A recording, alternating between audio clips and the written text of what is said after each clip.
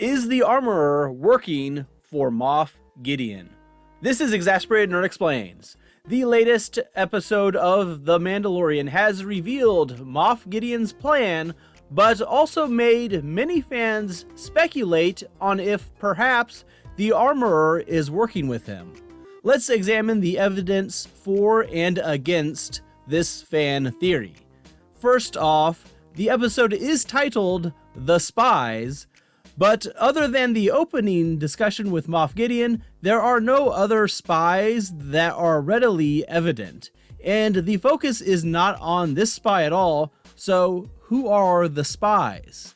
Could it be the armorer and some members of her culvert? Obviously, if this is the case, she did not inform everyone in the group. Moff Gideon was wearing a horned helmet like the armorer, and it was confirmed that the armorer's culvert had their origins in Death Watch. Are you Death Watch? Death Watch exists no longer. It's shattered into many warring factions. Death Watch was a group opposing House Kryze and followed Darth Maul at one point, and also adorned their helmets with horns, pointing to a possible connection between the two. Earlier in the season, it was revealed that Moff Gideon was rescued from New Republic captivity by people using Beskar. It's a fragment of Beskar alloy. Are you saying that Moff Gideon was taken by Mandalorians? There is no evidence that the Imperial Beskar troops were in place yet, since Gideon claimed they were the evolution of his Dark Troopers. I have created the next generation Dark Trooper suit.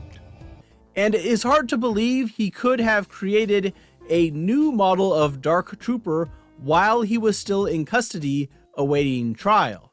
I think it's pretty evident that he pivoted to troopers wearing Beskar as opposed to droids as Dark Troopers after his robotic ones were bested by a small group of Mandalorians wearing Beskar and with jetpacks.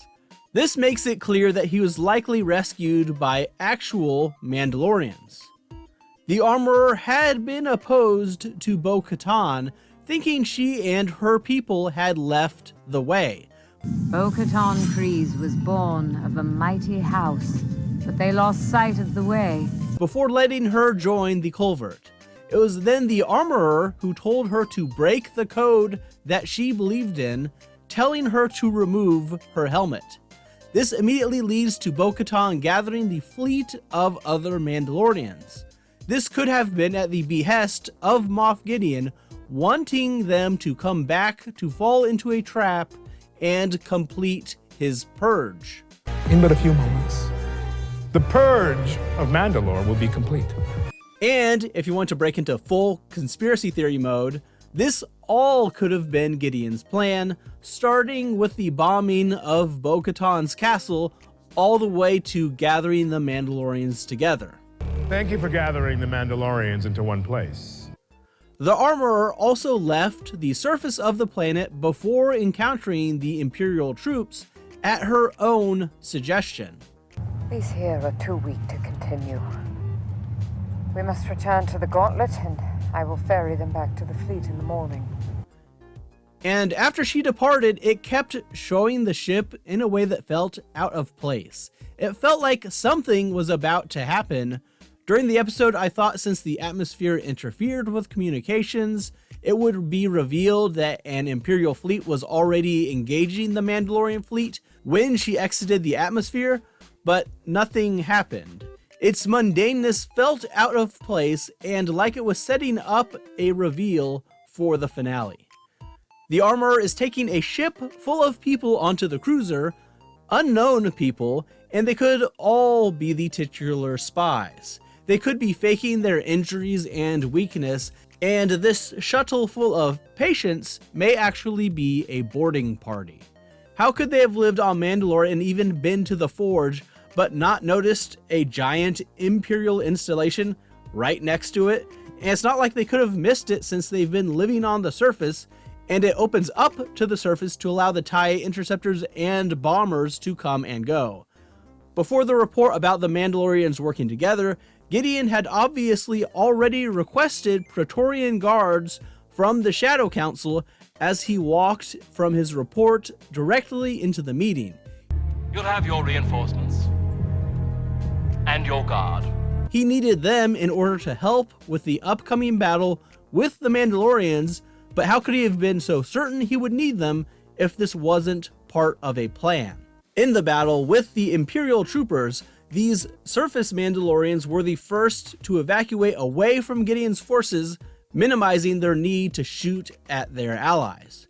They could have been working with Gideon from the start, and relayed a message to the armorer, prompting her departure with a large group of them in hopes that she can lead the Mandalorians by infiltrating and taking back the cruiser.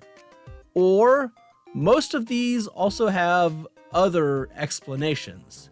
The surface Mandalorians may indeed be spies, or they may be what they say they are. But if they are spies, this does not mean the armorer is involved. She may be unwittingly bringing a Trojan horse into their midst. After all, they aren't all armed up and ready for battle in the gauntlet as she approaches. If she was involved, there would be no need for any subterfuge at that point. The bombing of Bo-Katan's home is probably not part of any grand or elaborate plan. She had just visited the surface of Mandalore, and the Imperials had to be tracking anyone coming and going to protect the secret of their base on the planet. They had no way of knowing for certain if the departing craft had detected their presence, leading to an immediate assault in hopes of preventing that information from leaking. Gideon seemed surprised when his spy reported that the two Mandalorian factions were working together. This cannot be. Those two factions are sworn enemies. Which is why I contacted you with haste. While it is certainly possible he was acting to keep his manipulations a secret from his underling, he would more likely flaunt his foreknowledge or his prediction that it would happen in this circumstance, wanting to always appear in control. Just because Gideon's helmet has horns does not mean it relates to Death Watch or the armorer. He's obviously extremely vain. And the most impressive improvement is that it has me in it. Why do you think he's the only one in black while the Dark Troopers had been black? He wants to stand out amongst the white of the other troopers, and let's be honest, horned helmets are pretty cool. He also likes to aggregate things he likes from others and incorporate them into his plan, likely being aware of the horned helmets in their history. Even if the armorer was part of Death Watch in the past, she knows Moff Gideon cannot be trusted, and that he's also behind the death of most of Mandalore. It seems unlikely that she would simply ignore that in some misguided attempt to gain power herself, because she is a true believer by everything we have seen. She is strict in her enforcement of the way, but even she believed the mythosaur was not real. I was taught that the mythosaur existed only in legends. It seems more likely that she actually does believe Bo-Katan, and that it is a sign of her right to rule, and that only together they will be stronger and be able to reestablish the grandeur of Mandalore. And that's where I ultimately fall on this fan theory, that the armorer is genuine and not working with Gideon at all. However, we shall find out who is right with the season finale. Do you think the armorer is working with Gideon? Who are the spies in this episode? Let me know in the comments down below. And also please like the video, share it with others, and subscribe. Thanks for watching. Bye.